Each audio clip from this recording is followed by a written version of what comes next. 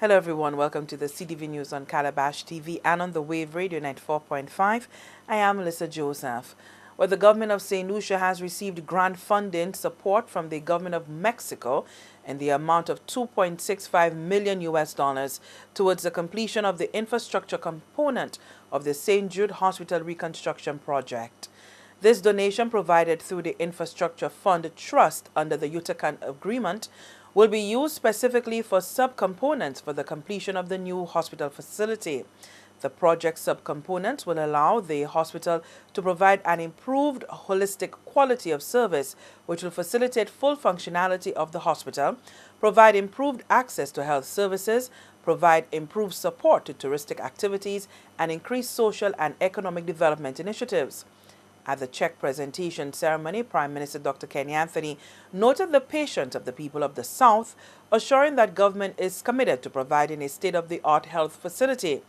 Dr. Anthony conceded that there were unplanned costs associated with the removal of asbestos and the demolition of the old structure. I am pleased, therefore, to note that to date, the government of St. Lucia has secured the financing required for completion of the hospital through generous support from the local community, the St. Lucia diaspora, friendly governments, and international organizations. The government of St. Lucia registers our gratitude for this support, whether they have been small or large contributions of finance, equipment, or services. I also thank the people of the South for their patience as we continue towards completion of the physical infrastructure of the hospital. Once completed, the St. Jude Hospital will be a modern state-of-the-art healthcare facility. It will offer a wide range of inpatient, outpatient, ancillary, and outreach services.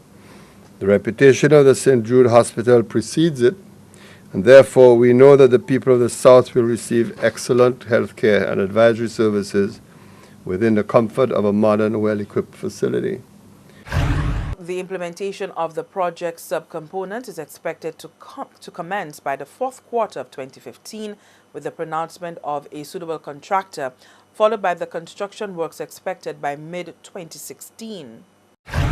Construction of the morgue building with associated renewable energy solutions, construction of the security monitoring and ambulance building with associated renewable energy solutions, and supply and installation of the external area lighting of the hospital with associated renewable energy solutions. The implementation of these project subcomponents will be facilitated by the United Nations Office for Project Services, UNOPS.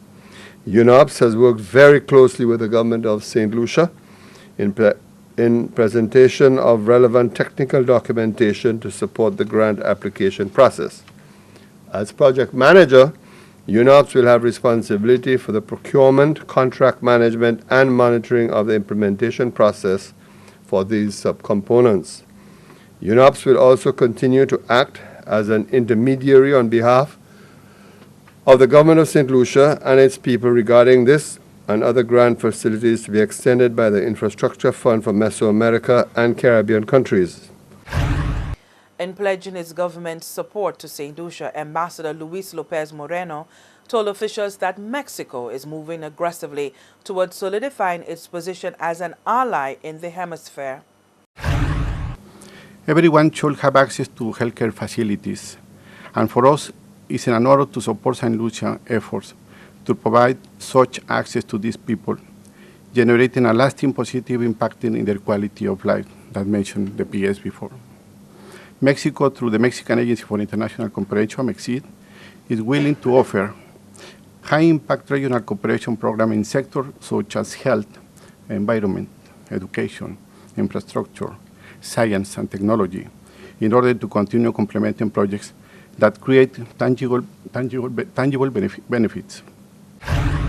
The assistance from the government of Mexico will boost an already much improved health sector. Permanent Secretary in the Ministry of Health, Corinthia Thomas, reported that successes have been realized in immunization, decreases in the incidence of communicable diseases, as well as access to health care.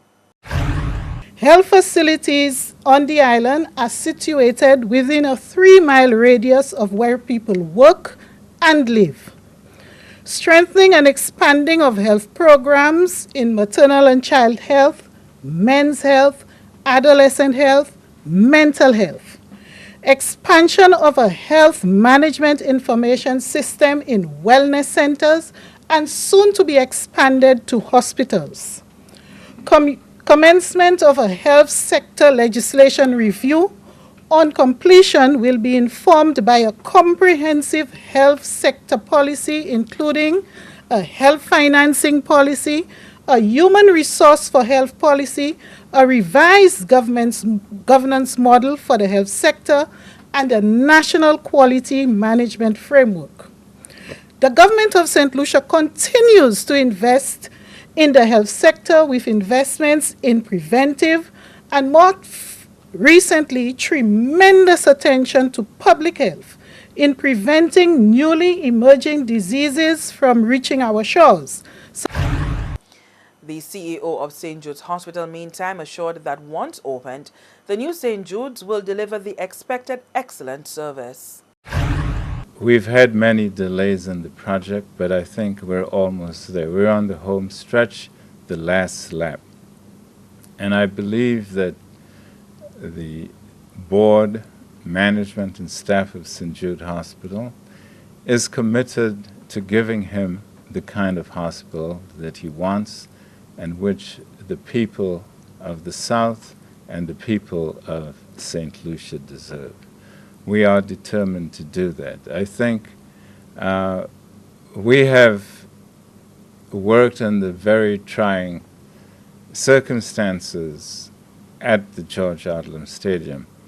I will say, and I will always say, that the presence of the George Odlum Stadium has been a blessing. Without that stadium, we would not have survived as an institution. So I think it's important for us to say so. We believe at the end of the day, we are working very diligently as an institution to prepare ourselves moving into a brand new modern hospital.